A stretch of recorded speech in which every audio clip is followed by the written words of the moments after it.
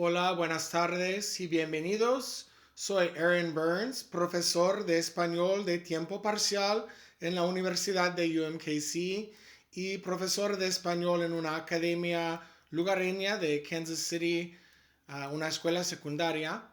Hoy voy a presentar mm, una parte de mi investigación en la literatura. Vamos a hablar de las novelas de Emilia Pardo Bazán y esta presentación ya di en las jornadas de la Universidad de Missouri en Kansas City con otra universidad, la de la Frontera en Chile, y tuvimos unos 2 días de presentaciones sobre la literatura de lengua española y otros temas del hispanicismo. Bueno, vamos a comenzar. Mi presentación se llama Muestras de las culturas neolítica y castrista en las novelas gallegas de Emilia Pardo Bazán. Emilia Pardo Bazán es una autora española del siglo XIX y principios del XX que escribió una extensa y variada obra literaria. Es conocida por, entre otras cosas, por ser cuentista prolífica y crítica literaria, pero son sus novelas que están al centro de esta investigación. Aunque como novelista es más famosa por ser la máxima exponente española de la tendencia literaria francesa del naturalismo, es su inclinación por escribir sobre la gente, las tierras y las creencias populares de su Galicia nativa lo que para mi investigación tiene la mayor importancia. Resulta que muchas de sus novelas tienen una conexión con su región natal, Galicia, un área de identidad cultural distintiva, orgullosa de sus raíces celtas, que defiende muchas de las creencias populares perdurables que existen en sincronía con el cristianismo hasta hoy en día. De hecho, en 1884, la autora católica fundó la Sociedad de Folclore Galaico en La Coruña, y esto arroja luz sobre sus inclinaciones hacia las ricas tradiciones y las creencias en numerosos elementos sobrenaturales que se extienden por todo el territorio gallego. Según Walter Patterson, su biógrafo, Doña Emilia no siempre es una persona con visión de futuro. Sus opiniones son a menudo contradictorias y no revelan etapas cronológicas en el desarrollo del pensamiento, sino puntos de vista opuestos, sinceramente sostenidos, que varían según el estado de ánimo del momento. Por lo tanto, sostengo que no es por casualidad que la autora presenta varios puntos de referencia de importancia cultural, a pesar de la posibilidad de que el simbolismo no fuera intencional. Se incluyen numerosos aspectos de la cultura para dar un aire realista a los textos. De manera similar, no es factible postular que solo porque era católica no le dio importancia a las creencias populares que rodean las varias ruinas y piedras primigenias que se mencionan en sus novelas. En efecto, mi proyecto estudia Galicia tal y como la presenta la obra de Emilia Pardo Bazán. Es un lugar de diferencia lingüística y cultural definida por su lejanía, su naturaleza salvaje, sus supersticiones y tradición oral.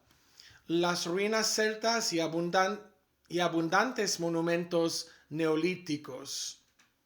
La presencia ubicua de estos vestigios de culturas antiguas en su obra establece un tema recurrente, es decir, un leitmotiv que confiere intensidad emocional a la acción literaria de sus relatos. Al situar la trama entre estos restos arruinados de civilizaciones anteriores, la autora crea un espacio liminal que asegura interpretaciones elusivas e inefables. Pardo Bazán hace justamente eso en su obra novelesca al introducir temas folclóricos de su tierra natal que presentan paradojas singulares y que pueden facilitar nuevas reacciones ante la obra. Mucho se ha escrito sobre la decrépita casona señorial, es decir, los pasos de Ulloa titulares, donde viven los protagonistas, así que me centraré brevemente en su segunda parte, La Madre Naturaleza, de 1887. Y los castros donde se desarrolla la acción culminante, evidencia de la cultura castrista de los celtas. Estas ruinas se encuentran por todos lados de Galicia. De hecho, hay más de 2000 castros y fortalezas fortificadas conocidos en la región.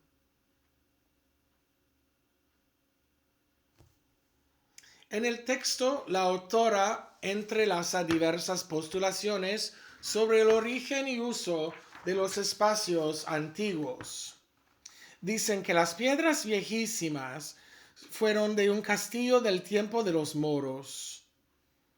Son símbolos de la independencia galaica. Una fortificación levantada por legionarios romanos anteriores a Cristo.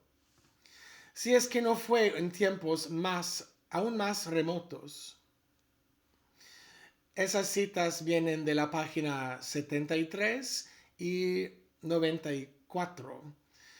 Los dos castros en el texto, el pequeño y el mayor, están vinculados a los pueblos celtas, dignos de ser contemporáneos de los druidas. Digno de ser contemporáneos de los druidas. La autora también les da un aire siniestro, sea porque la altura, gravedad y solemnidad de aquel sitio misterioso intimidase a las aves. Página 96. Por fin, ahí entre los antiguos túmulos que descubrieron en el Castro Mayor, los dos niños protagonistas consuman su relación incestuosa. Creo que el uso que hace la autora del espacio es ambiguo.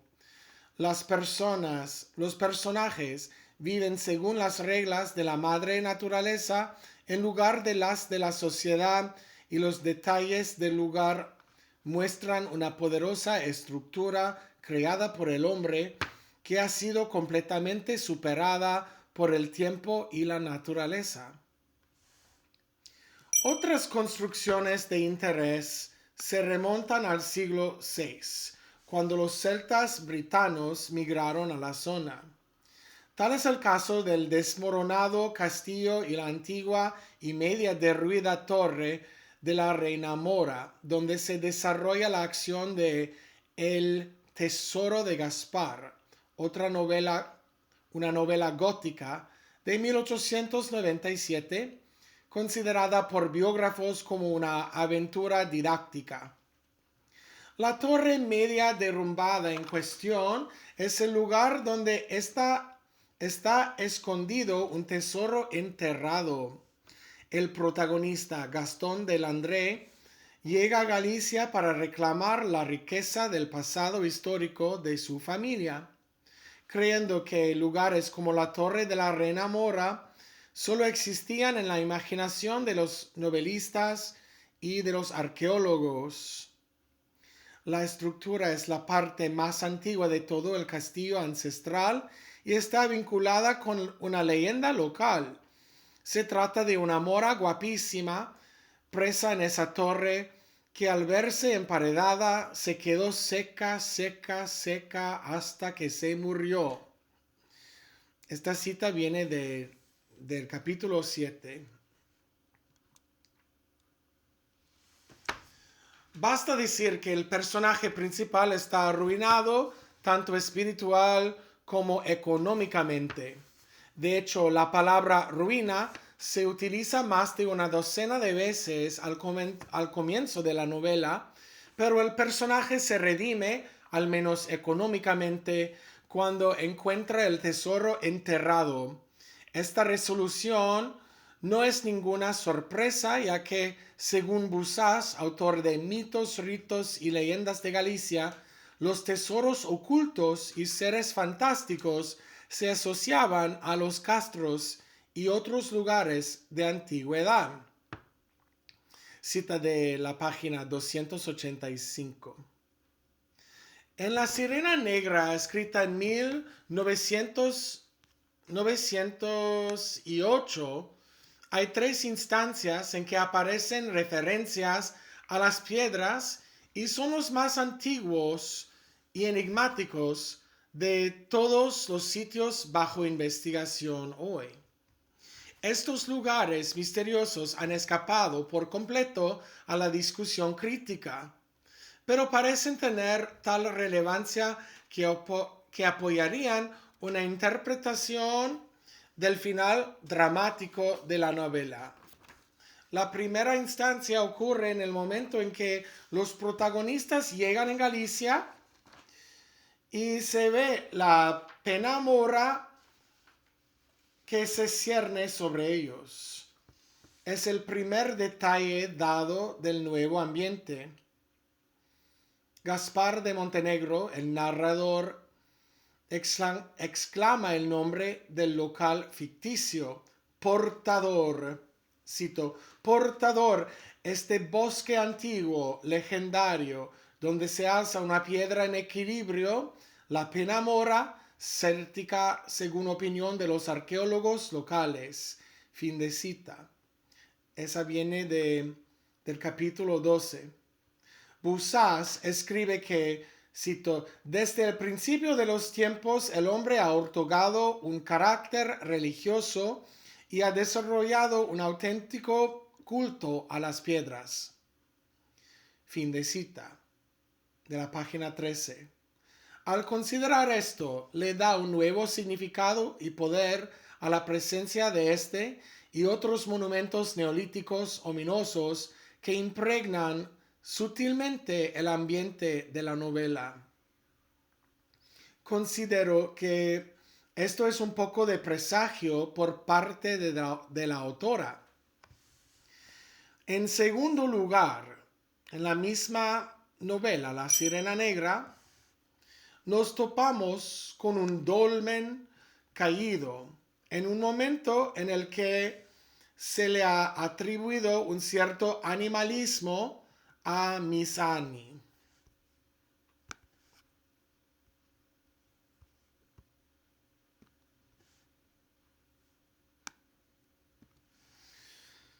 Una niñera por la que Gaspar se interesa.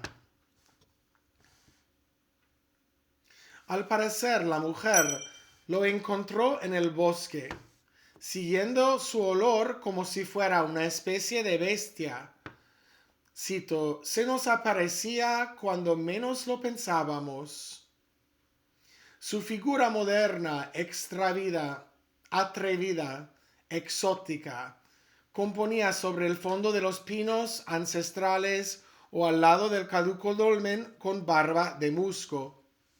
Este momento no ha sido mencionado por otros académicos, pero sospecho que se la está comparando con una mora encantada, una criatura mítica, no muy diferente de una sirena asociada a tales dólmenes. Busás afirma que las moras gallegas se les relaciona con todo cuanto lugar mágico se conoce: dólmenes, piedras fijas, castros, cuevas, encrucijadas, petroglifos.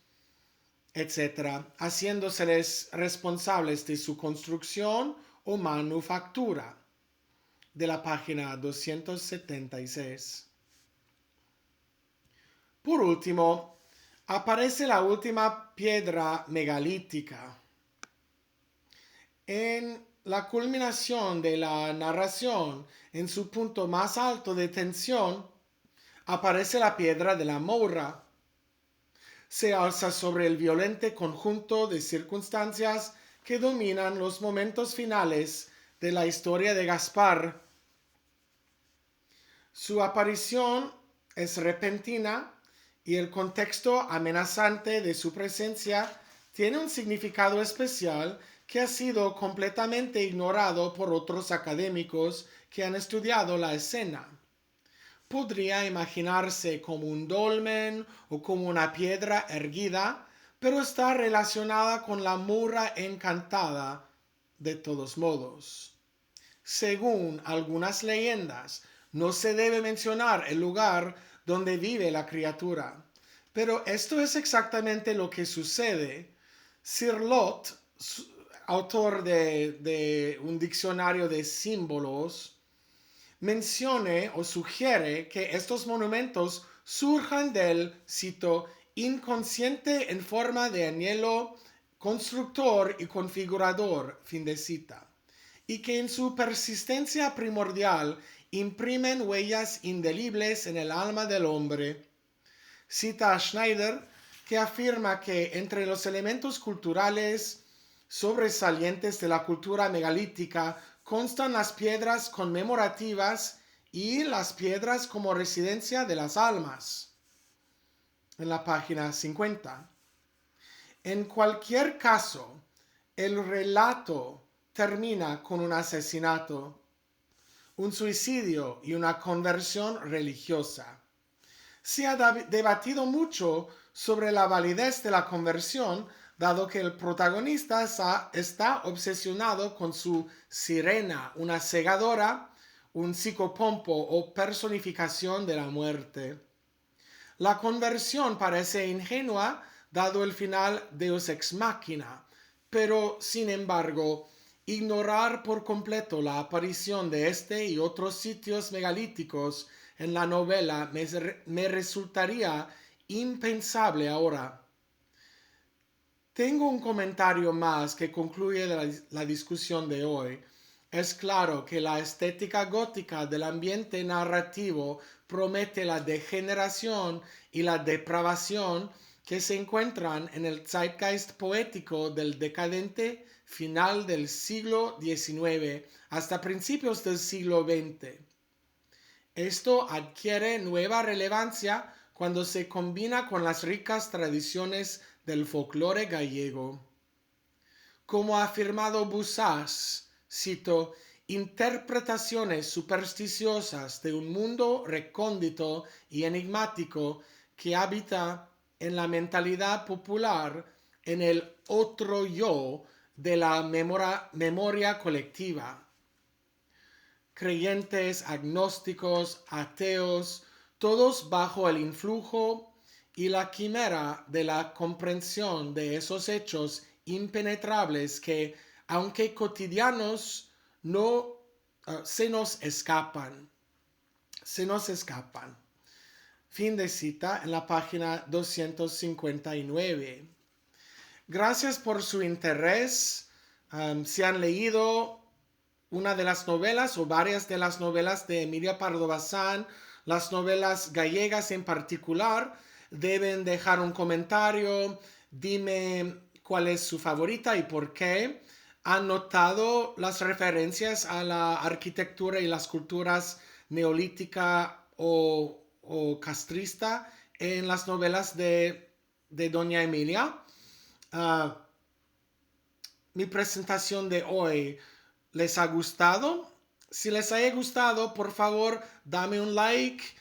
Pueden compartir la presentación con otros académicos o personas que se interesan por la literatura española y por las culturas antiguas de Europa. Gracias por estar aquí. Soy Aarón y nos vemos la próxima vez. Adiós. Chao.